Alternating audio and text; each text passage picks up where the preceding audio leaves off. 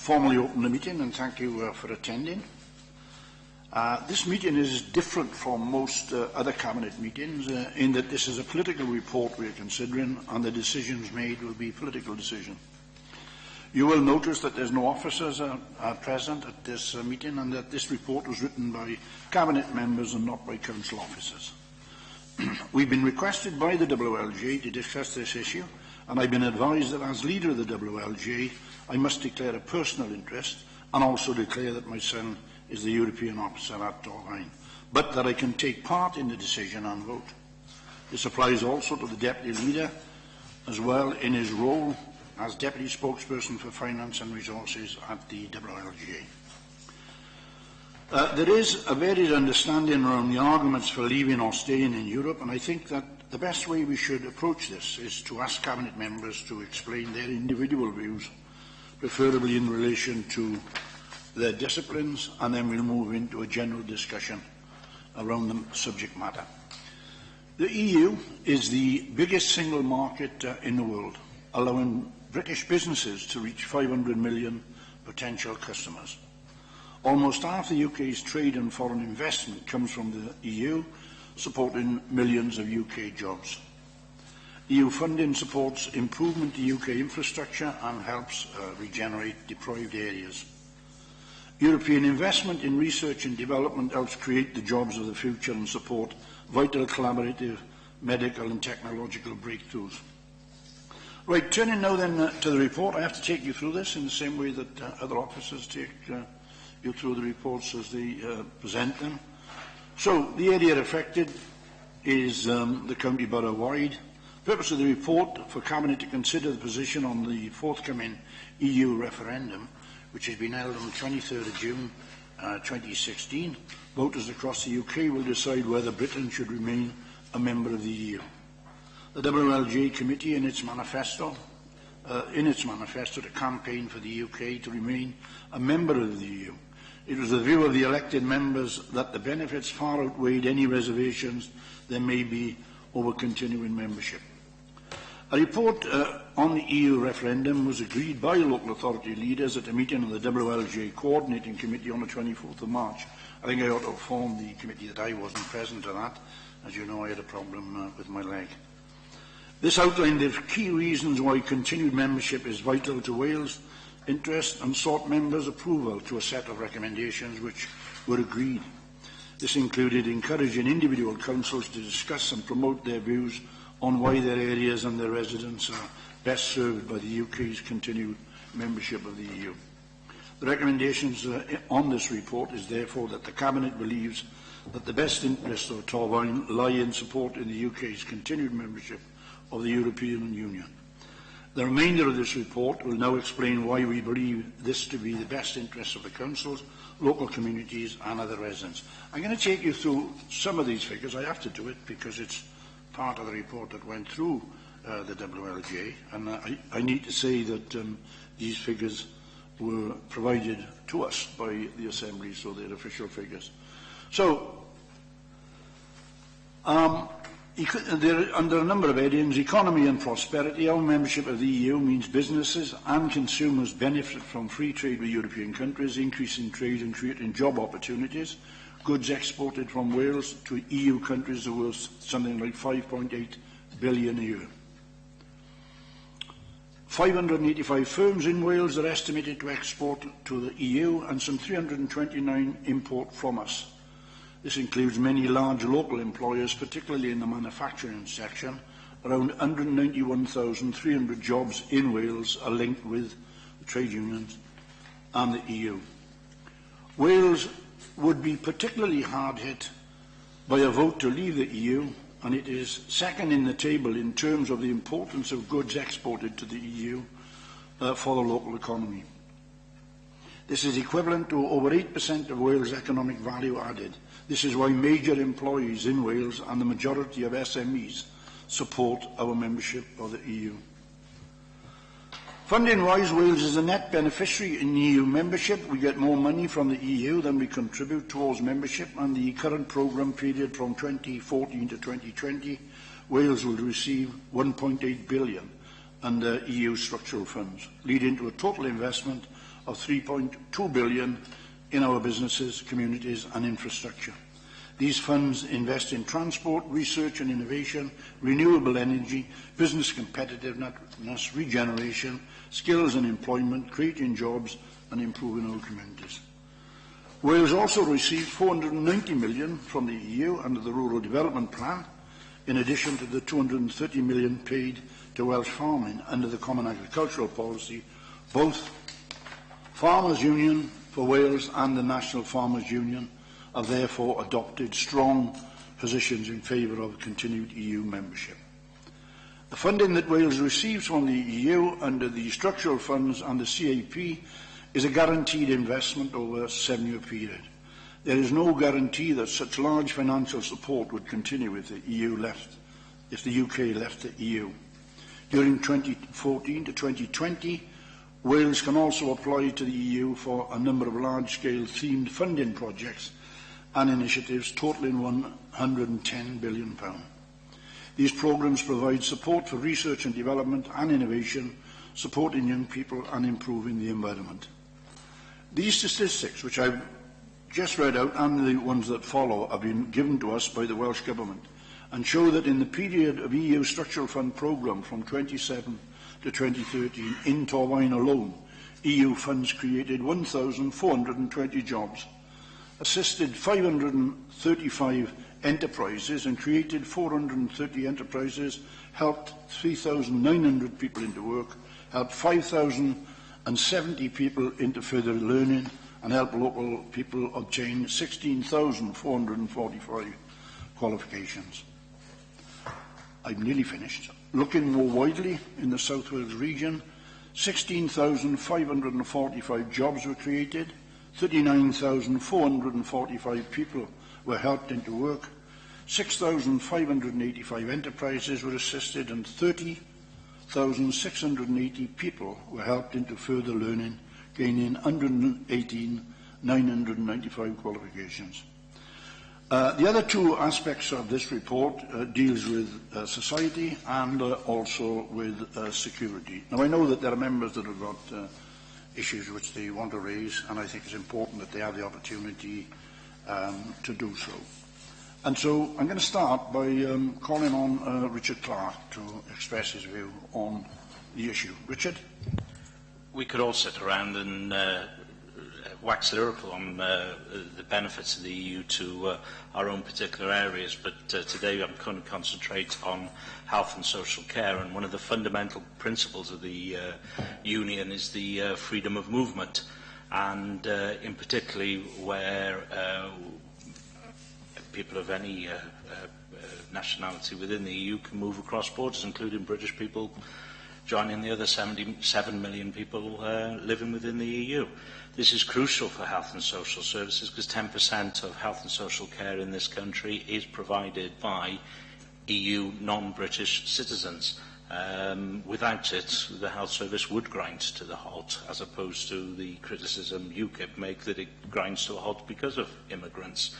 It also means that medical qualifications and social care qualifications are passportable throughout the European Union. So you know that when you have a professional from Europe coming into this country, that they can work straight away. We in Torfaen and other Welsh councils have in the past employed such people because we have found difficulty in recruiting. There is a counter-argument to that. Why don't you have the indigenous population come along and do this? Well, why haven't they to date? Are they going to all suddenly come forward after 23rd of June and suddenly want to be social workers, nurses, podiatrists, etc., etc.? Yes, there should be education to allow people into those professions, but if people aren't coming forward, people still need health service, people still need social care, and unless we can rely on qualified people from Europe coming over, we have issues. The second fundamental principle within the European Union is the workers' rights, the Workers' Rights Directive, Working Time Directive, and the Agency Working Directive. And this is a fundamental principle. Social care workers in particular are some of the poorest paid people within the country. You can actually get more money for putting beans on a shelf in Tesco's than you can have for looking after some of the most vulnerable people in our society. The Working Time Directive forces employers not to employ anybody for 48 hours at a stretch. You can't be made to work for that length of time. It means you have proper breaks. It means you have paid leave. And it is looking after people who are stressed, people who are tired. Do you want somebody who's stressed and tired administering medication to yourself? When they're that tired, they don't know necessarily what they're doing. So if we hadn't had Europe, we wouldn't have had that at all. Another area you've mentioned, grants and research and innovation, is we are a net beneficiary of research and innovation, especially in pharmaceuticals, especially in public health. In 2013, for example, we had some 670 million euros pumped into research into this country, by far the largest amount of research monies throughout Europe. And it's research like that that's actually affecting the lifestyle diseases, dare I say obesity, the size of me, alcohol, etc., etc. They're trying to change lifestyles and changing things for the better. Without that money, Britain would not be at the forefront, and Europe wouldn't be at the forefront because of the work Britain does on such research. I'm going to let others, because I could go on and on and on, and you'd probably all kill me afterwards for doing so. Thank you very much for that, Rich. Lewis Jones, do you want to... I'm going to go round, I'll come back to you unless you've got... go on then, yeah, let me just let David do that. Yeah, just following on from your freedom of movement point, I think I'd quite like to take issue with the Out campaign's frequent reiteration that coming out of the EU would mean that immigration would completely stop and we'd have complete control over our borders. We only need to look at countries like Norway and Switzerland, who are outside of the EU, but they're part of the single market, which means that you have to adhere to the principle of freedom of movement, so we would have to continue to adhere to that principle. So this idea that coming outside of the EU is this golden bullet to everyone's concerns is nonsense. Dave. Lou? Yes, I'd just like to refer to the EU funding which has benefited Torfaen. Just in regeneration alone, the Pontypool settlement area was included in the South East Wales Town Centre EU programme. The area benefited from £3,187,869 of European regional development funding. This included the refurbishment of Pontypool Indoor Market, the town centre public realm, deprived areas such as Trevethyn and Garnifith, where neighbourhood shops were renovated and renewed, community facilities renewed in Garnifith. In libraries and arts, approximately 10 years ago, library services in Torfaen, Blaenau Gwent, Caerphilly, Monmouthshire, and also academic libraries, including University of Wales Network, received EU funding to deliver a learner centre and resource-based project worth several £1 million. This has had long-term benefits in boosting libraries, open to independent learners through IT skills, support and the South Wales Books for You service. The EU Creative European Programme, with a budget of £1.7 billion for 2014 to 2020, supports the arts in Britain. In 2015, the Culture sub-programme supported 145 projects, 54 of which involved UK organisations. I believe the general consensus coming from the museum sector is that coming out of the EU would mean a lack of ability to apply for funds for research projects and cultural regeneration in deprived areas. These funds are a lifeline for culture and the arts in disadvantaged areas. In Torfaen's case, for example, the EU-funded Community Economic Development (CED) grant has benefited the arts, including investment in Pontypool Museum and Llantarnam Grange Art Centre facilities. This funding would be very, very doubtful if we weren't a member of the EU. Thank you. Dave, do you want to come in? Yeah, I've noted it down over here, so forgive me if I'm reading from sheets. As mentioned by yourself actually earlier on, I think it's worth repeating again and again and again that we are net benefactors from the EU. We get more out of the EU in Wales than we put in. So, yeah, between 2014 and 2020, we'll be getting £1.8 billion worth of funding for economic development, community projects, some of which I'll mention after this, that we benefit from as a council. There's no guarantee that that would continue if we left the EU. There's no guarantee that this money would still be spent on what it's being spent on at the moment. There's a possibility that it could get swallowed up by the Tory government's relentless austerity project. Two of the projects that we do benefit from, Bridges into Work and Working Skills for Adults, on a Torfaen level, these two EU projects fall into my brief, and I'll start with Bridges into Work. That's a £14.6 million project, which is delivered over 5 years with the aim of helping economically inactive people back into work.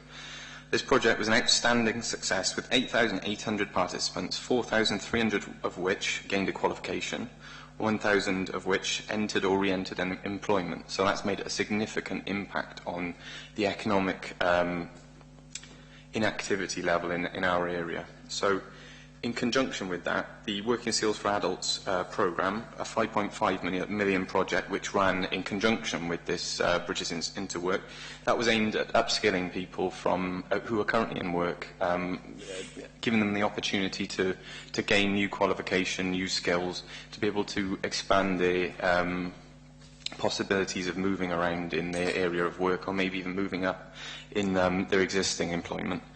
And both these projects together, at the beginning of these programmes, Torfaen went from being nearly 4% above the Wales average for economic inactivity to just under 1.4% lower than the national average. So that is a remarkable turnaround through two fantastic projects that we've benefited from the EU, and projects which have been recommissioned now, and they will continue to do that. Again, they will be under risk if we come out of the EU. So those are two local examples. I've got a mishmash of issues I'm also quite concerned about myself, so I can bring them forward. One of which is climate change, which is, as we all know, one of the most pressing issues that we all face today. As things currently stand, we risk setting about irreversible change to the planet's climate, and the consequences are potentially dire. Each nation has a responsibility to take action to curb their carbon emissions and limit the impact on the environment. But this only works if we're all pulling in the same direction. For this to happen, we need more collaboration between nations, not less. And the prime example of this is the EU. Back in the early 90s, the EU was instrumental in the development of the United Nations Framework Convention on Climate Change, signed in 1992, and the Kyoto Protocol, which limits greenhouse gas emissions from developed countries. Since then, we've seen EU directives which have improved air quality, cleaned up rivers, protected wildlife, and ensured bathing water on our beaches is monitored to make sure it's a safe quality, which doesn't happen elsewhere. The EU continues to lead the way on tackling climate change through its emissions trading scheme, the first and largest international trading scheme for greenhouse gases. Schemes such as this are going to be essential if we're going to have any hope of convincing corporations and countries to commit to meaningful action and recognise their responsibility to the world around them. In addition, the EU has one of the most ambitious climate change targets, with an emissions reduction target of at least 40% reduction by 2030 and 60% by 2050. Early indications about our chances of meeting these targets are positive, but this can very easily change. If we stop cooperating, this is under jeopardy, basically. All of this would not have come about if it weren't for the European Union, and our commitment to this agenda is seriously put at risk if we withdraw our membership. So on a personal level, and someone who's passionate about animal welfare, I'd like to mention the benefits of the EU on this particular issue. Benefits such as legislating for ethical practice, as they have done with a blanket ban on cosmetic testing on animals. This ban is not in place in many other countries around the world. Tackling illegal trade on live animals and animal products, as they have done with the illegal ivory trade, cat and dog furs and exotic animals. Again, this sort of action isn't happening in some of the other countries outside of the EU. Animals on farms and in labs are protected by strong EU legislation on welfare, and this wouldn't necessarily be the case if we came out of the EU. So from an animal welfare perspective, there's a strong case for staying in. In conversation with my partner, she works for a company which is currently developing a medical device which is aimed at saving people's lives. I learned that the EU impacts on them quite a lot.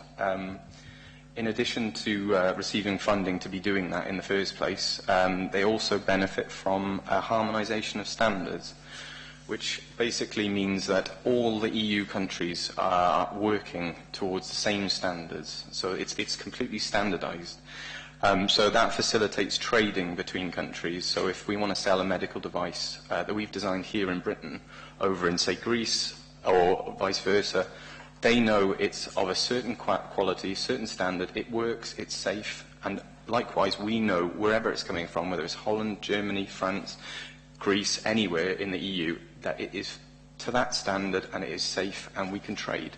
If we come out of the EU, this threatens this standardisation. So she told me that this could possibly even lead to a situation where if we design a product here in the UK, irrespective of the quality of that standard, it would have to get audited here as well as abroad. So this nonsense about the EU increasing bureaucracy, this particular situation doubles the bureaucracy, possibly even doubles the cost of assuring these products. So this is just one practical example which on a personal level hit out to me really. And with manufacturing currently in decline and high-skilled jobs few and far between, can we really be putting these sorts of obstacles in the way? So yeah, I'm sorry I've gone on for quite a while, but I'm quite passionate about this, and I hope people listen and take this on board and vote to stay in. Thanks for that, Dave. Gwynaira? Yes, thank you, Leader. I hope you don't mind me getting a little bit parochial at this point, but on Tuesday this week I met in my regular meetings many of our constituents at the Millennium Hall. During the conversation that we had, they asked me what my views on whether we should stay or go in or out of Europe. I asked them to come outside with me because from the Millennium Hall we could see a prime example of how I felt that we should stay. And that example was the old former building. They all knew it as the old Corp Warehouse. What they didn't realise is that building was partly funded by European funding. If we hadn't had that sort of funding, that building would have been derelict today. And with so many derelict buildings in our area, this was one less that we needed to make sure that it wasn't going to happen.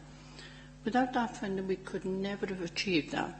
So I know I'm parochial, but that's one of the key things that I felt was key to us remaining in the European Union. And we have to look around the area and identify projects that have benefited from Objective 1, convergence funding, or ESI funds in the past 15 years. The European Union has helped us fund 115 projects in Torfaen, which, in sums of money, it brought in 57 million. You can't imagine that. 57 million is a huge amount of funds. There are countless examples of European money being used to help regenerate our area, to bring in businesses and jobs, to support our communities and to help local groups which tackle everything from domestic violence and supporting disabled children. Anyone that has worked with communities first as I have would certainly tell you the difference that is made in some of our most deprived areas, my own ward being a prime example. I've lived and worked in the community for most of my life, and as I said on Tuesday to my constituents, I will be supporting that we stay in the European Union. I would, however, Leader, like to see more communication to our residents as to the benefits that we have experienced during Torfaen. I don't think we're very clear on sending a good story message out to our constituents, and I think they need to know that before they decide. It's not perfect, but with a UK government that has cut so much money from areas like mine, where poverty and deprivation has reached an all-time high, we have no choice. We have to secure continued investment in our communities, and for that reason, and that reason alone, I will be supporting our continued membership of the European Union. Thank you, Leader. Thank you very much for that, Gwynaira. John? Good man. Can I just say, I certainly welcome this discussion from the WLGA, and I think it should be pointed out that the WLGA is a cross-section of political colours, so it's not political with a big P, but political with a small p. I think we also got to acknowledge that the benefits from being in the EU are not just financial. There's many other sort of knock-on effects by being involved with the European Union. I've got a list of items here where we certainly benefit within the neighbourhood services and other areas. But we've also got to acknowledge that a lot of our Welsh government funding that we get very often passported from Europe, and it's not recognisable or identified as European money. But that does happen, that they get the money, they pass it on to us on different issues. Some of the benefits that we get from my department anyway is certainly is enormous really, but you don't identify it. It's on the highways and other municipal improvement schemes. They benefited from financial investment from Europe in the past. More recently, schemes that have been Welsh government funded and secured other European match funding. And that's the point I made. It sometimes comes from Welsh government, but originally it comes from from Europe. Flood and Water Management Act. I mean, this can be traced back to the European directives. The Act requires a plan to be in place to allow risk management authorities to develop an understanding of the risk of all sources of flooding and to agree priorities to manage that risk. And we've had money from Europe to do that.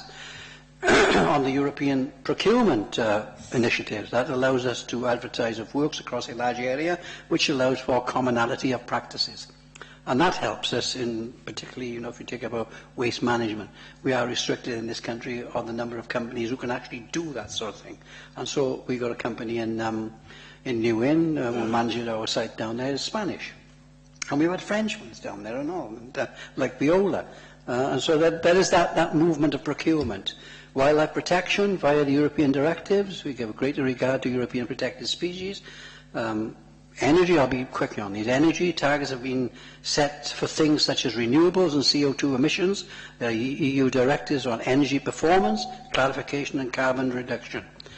Active travel in the metro, which I know you're interested in. Europe is looked on as best practice for aspects of sustainable travel, and we'll turn up and go metro system. So we take a lead and we plagiarise what they are doing in Europe. Initial environmental legislation from Europe has helped us to shape better focus on waste and recycling. For example, landfill directive leading to less waste disposed and more waste recycled. We're now focused on sustainability agenda with our own recycling targets to help to create a circular economy. That's not to confuse people that the European directive is the one that we work to. We've conformed to that. Now we're working now to the Welsh Government landfill directive, but we've done what Europe asked us to do. Initial environmental legislation from Europe has helped to shape better focus on waste and recycling. Pollution controls, develop controls to manage and dispose waste responsibly, like Waste Framework Directive, waste electrical and electronic equipment, WEEE as they call. Industrial emissions directly previously integrated, pollution prevention, so it goes on and on. The European funding helped us in 2007-09 to roll out our twin bin scheme. This introduced food waste, garden waste collections, and in Torvine for the first time, we had £1.5 million from Europe for that. Access to treatment facilities throughout the EU. Up to March 2016, some of our black bin waste that was initially treated by our contractor at Avonmouth was then sent to energy from waste across Europe. So we were sending our residual waste to Europe for them to generate energy with it. That wouldn't come unless you were a member of the Union. And the European procurement process encourages competition, resulting in international companies to bid for waste contracts. For example, FCC, the one that we run down in New Inn. So you see, Chairman, there are lots of initiatives that to pick up on Gwynaira's point also, the concerns about the support given to the Out campaign over the recent period of election concerns me, and that's because of the due of lack of information we've had on advantage of being in the membership of the trade union of the European Union. We need to get. We had a leaflet today, I think, in the Post today, given us the ins and outs. Hopefully people will read that to give us the benefits of being in the European Union. But I think there is a lack of information. People, that's why I'm thankful for this report, because there are members of our communities who are looking for a steer and asking us the question, you know, what do you think? You know, should we be in, should we be out? And I think they look to the local politicians to tell them that, because some of these people we get on the televisions, like Farage, etc., and Boris, they're very eloquent, mind, very eloquent and believable when they present their case. But we need to present our case better than we've been doing, I think. Thank you, Chairman. Right, thank you for that, John. David? Off the first time, the eloquence of my fellow cabinet members leaves me a little tentative about what I'm about to say, but here we go. I start by making a confession that this is the second referendum we've had on this particular vexed issue. And I'm old enough to remember the first, as are several people around the table. I took an active part in the Out campaign in 1975 and was very, very pleased to do so. I thought it was the right and proper thing to do. And although our arguments were considerably more scientific, eloquent and proper than what I'm about to say, the mantra that we used when we were on the march on the knock, delivering leaflets, was if Ted Heath thinks this is wonderful, then it can't be a lot of good for us.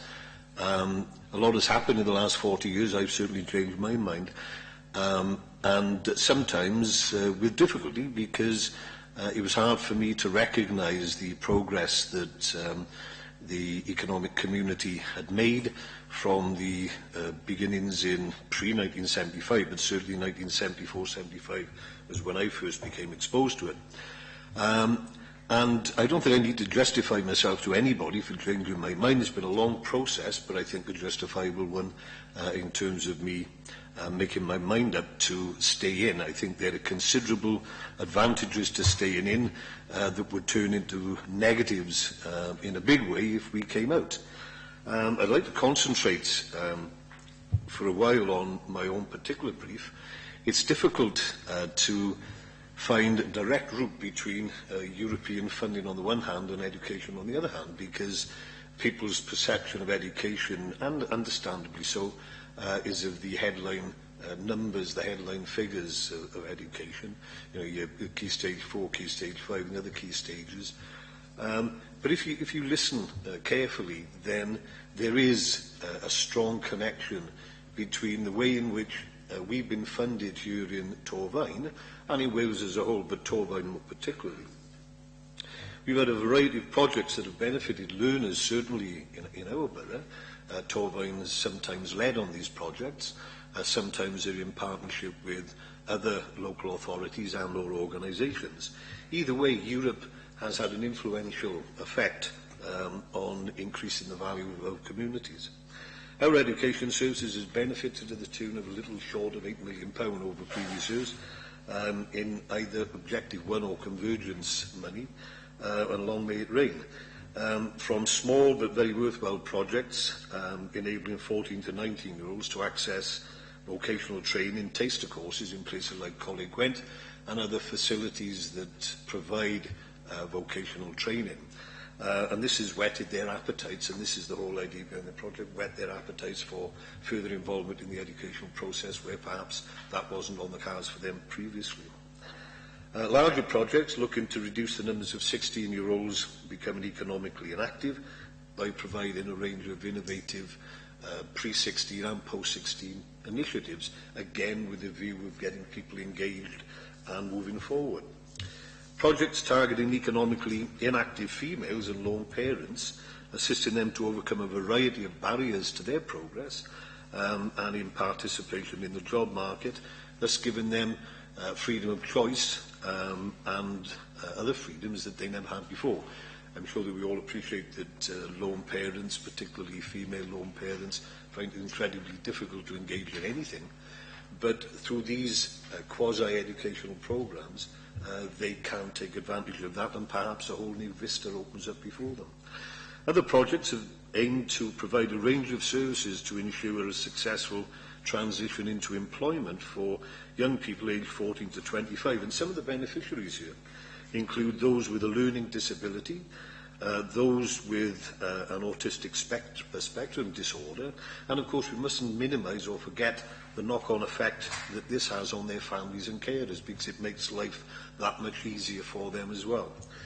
So those projects, whilst they're not instantly recognisable as connected to education per se, they clearly are, and they clearly have a positive impact on more than just the beneficiaries themselves.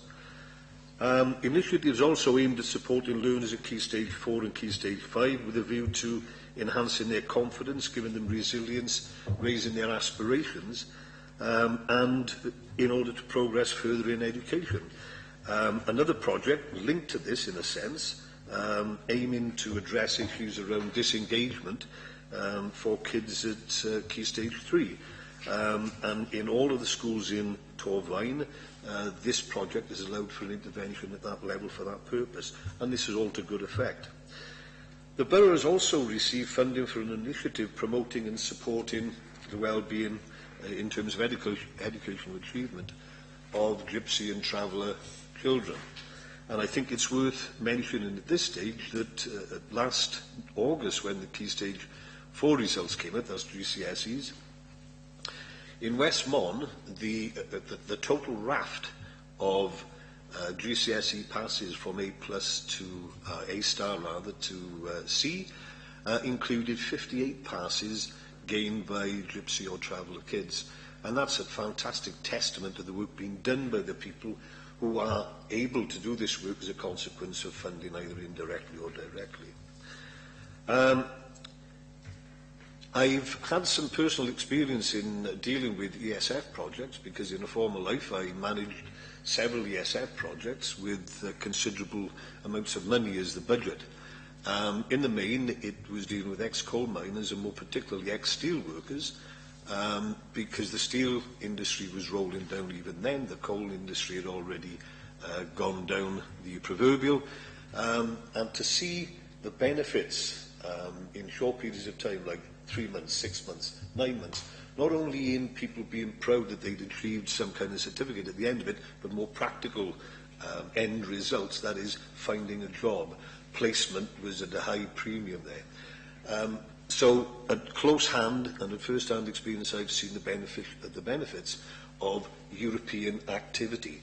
If we pulled out of Europe, would that still go? If we pulled out of Europe, if we weren't in Europe, say 10, 15 years ago, all that good work, where would it have gone?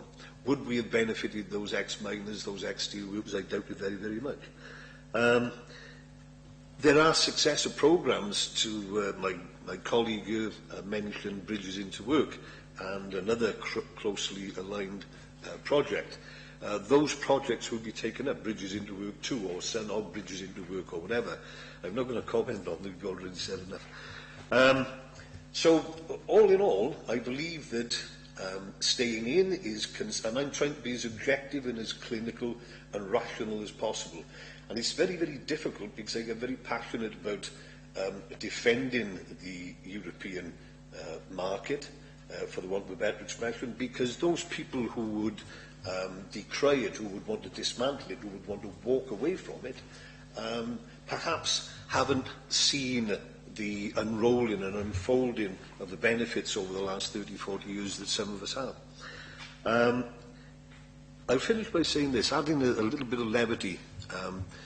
At the start I said that our mantra in 1975 was if it's something that Dennis Healy, if it's something that Ted Heath wants, then it can't be a lot of good to us. I would say this in reverse now. When you consider those people who are most vociferous on the side of the Out campaign, Boris Johnson, Michael Gove, Ian Duncan Smith and Nigel Farage, well, let me say the same things we said in 1975. If they think it's a good idea to come out, if for no other reason, that's a good enough reason for me. Thank you for that, Dave. Right then, Anthony. Okay, before I speak, I'd like to just declare the interest that the leader referred to earlier as Deputy Spokesman for Finance, a role that is unremunerated, I should add. I'd like to concur with many of the remarks made by other members here today, and thank the leader for bringing this report. It's important because I agree with what John said. People are asking about it in all our wards, and people do want to know more information before they cast their own votes.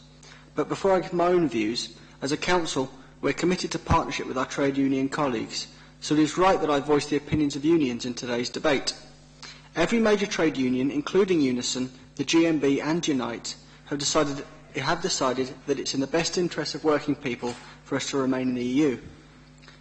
They say that not because they think the EU is perfect, but because they know that a vote to leave is a step into the unknown for working people. After all, the EU has helped to deliver major gains at work. The right to paid leave. When the EU rules came in, 6 million people got extra leave and 2 million people got paid holidays for the first time. The Working Time Directive, which stops people being forced to work long hours. Maternity and paternity rights for new parents. Rights for people who have got caring responsibilities at home. Protection for those who are discriminated against at work, which has been especially important in the fight for equal treatment for women at work. Better health and safety rules, helping save lives and prevent injuries at work. And of course, as has been referred to before, the right of British citizens to work in Europe. Trade unions fought long and hard for these rights, but EU law underpins them. They could all be at risk if we vote to leave. Just look at some of the opponents of Europe, as has been mentioned before. They're certainly not the friends of working people.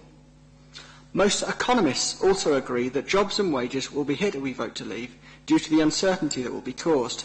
Half of what we export as a nation goes to the EU, and if we leave, we can't sell our goods as easily, which is especially bad news for our local manufacturing sector, including many vital local employers. Take the Bank of England's warning just today that a vote to leave could lead to higher unemployment and lower growth. Leaving is a leap in the dark for working people, for our jobs, our growth and our hard-won rights in the workplace. It's not very often that you get such a combination of businesses and trade unions, so they must be onto something. Many of the opponents of the European Union point to anyone who points out the virtues of the Union as scaremongering, as if somehow we're inventing threats to people in the event of leaving. I'd say, is it scaremongering to tell someone if they jump off a cliff it might hurt their legs when they hit the ground at the bottom? No, I think we'd be neglecting our duties to the people we serve if we didn't warn of the very serious consequences for our area if we voted to leave. All we're doing today, I guess, is having our say as we're entitled to. And I think it's important as a council that we're open and honest about what we consider to be in the best interests of the people that we serve. I agree with what David said. This is about the future, not about the past. I understand how many people feel left behind and not catered for by our current political system and our economy. But I'd appeal to those people not to cut their noses off to spite their own faces. I know the modern world can be frustrating, it can be concerning, but the only way that we'll face up to that and build a better future for our area is if we look outwards and forwards, not backwards and inwards. We cannot be stuck in the past, or the future will just leave us behind. And I close with that maybe because this isn't just about the economics, this isn't just about the workers' rights, important though they are. This is about what kind of a Europe, what kind of a world we want to live in. None of us around this table would argue that the EU is perfect. We see many of its imperfections day by day. But if we're to change Europe, if we're to build it for the future, if we're to make a better European Union that really delivers for people, for our climate, for our economy, then we have to be in it to change it. If we leave it behind, we will be subject to the decisions of the European Union without having a chair around the table to influence those decisions. And I'd just like to close by maybe referring to something that my grandfather's generation may well have pointed to in this debate as well, but which my generation can often forget. There is a reason why my generation hasn't been forced to die on the war fields of Europe in the same numbers that was the case at the start of the previous century. And that's because Europe is working together. Yes, we face an uncertain world, a dangerous world, but within Europe, because we're working together, because we're talking together, and because we're working with each other rather than against each other, we don't face the same instabilities within our own continent. And I think that's vital, and that's something that that the European Union and its forebears should take a great deal of credit from, and we shouldn't overlook. So for me, from a social point of view, from an economic point of view, but most of all from the point of view of the interests of people and our communities here in Torvine, I'll really be urging anyone I know and anyone I speak to vote to remain when the referendum day comes around. Thank you very much for that, Anthony. I think we had a first-class discussion with lots of good and interesting comments made, and I'm sure those comments are being made in other local authorities as they speak. As the different comments were being made, all sorts of reflections was coming up in my mind about the past and what we've had and what we haven't had and so on. And I remember back pre-1990, when the pits were closed, we had Richard that put all the money. We never had any projects in this borough at all, other than from the European Union, through what was called Richard 1, Richard 2, and then I think the last one was called Son of Richard. And every bit of money that came into this borough came from Europe. Then we had Objective 1. For 7 years I chaired the Objective 1 board. We had all sorts of projects, as you remember, from stained glass windows in churches to places like the Innovation Centre costing £1.2 million and so on. Now, I was lucky enough to go on from there because I sat on the All Wales Monitoring Board for 4 years, looking at all the money that was coming into Wales, every part of Wales, whether it was fisheries or whether it was things in South Wales to put money into declining coalfield areas. When I listen to some of the people making the comments now about the decline in South Wales and what we've had, it would be 1,000 times worse if we hadn't had the money from the European Union. And you can go from the top of this borough to the bottom and witness the different projects. We would be in a hell of a worse position now had we not have it. We can go on and on and on. The last point I want to make is the point you just made about the war in Europe and so on. I went to Latvia this year. And I spent all my youth as a politician. I cut my teeth on marching. I marched on every single thing you can think of. And I went to Latvia this year on 2 occasions, one on business and one on holiday. And I witnessed a fascist march. And I was absolutely terrified out of my mind. It was unbelievable. I'd never seen anything like it. Even when I was a youngster, there was nothing like that. And I believe there is a danger, as you said, and we ought to be pleased that there hasn't been any war in Europe. But I believe there is a rise of fascism in Europe, and I believe that Britain will be a sobering voice in amongst all those arguments.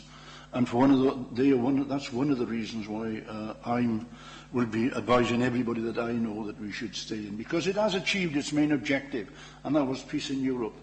And all the economic things and all the social things and all the training, education, and the economy and all those other things are bunts. The bottom line is the European Union has stopped us having a war in Europe, and my own personal view is that could well be a possibility, and we need to be in there arguing against it rather than be outside of it and allowing these things to develop. I think we've had a very good discussion. I'm very proud of the comments that they've made. It shows that all Cabinet members have done the research themselves and have sought to find out the facts, and I'm very pleased also that all Cabinet members will be advising people that they know and that they come in contact with to vote to stay in the European Union. We now got to go through the process of passing the resolution, which is on the last page, and this is the recommendation, which is 9.1. Cabinet agrees the following. Cabinet believes that it would be in the best interest of Torvine to support the WLJ's campaign for the UK's continued membership of the European Union. Can I have a mover on that? John Cunningham moved that. Seconder? Right, and Anthony seconded it. Thanks very much, all show. Thank you very much for attending the meeting. I'll close the meeting. Oh, it was all right. Well done.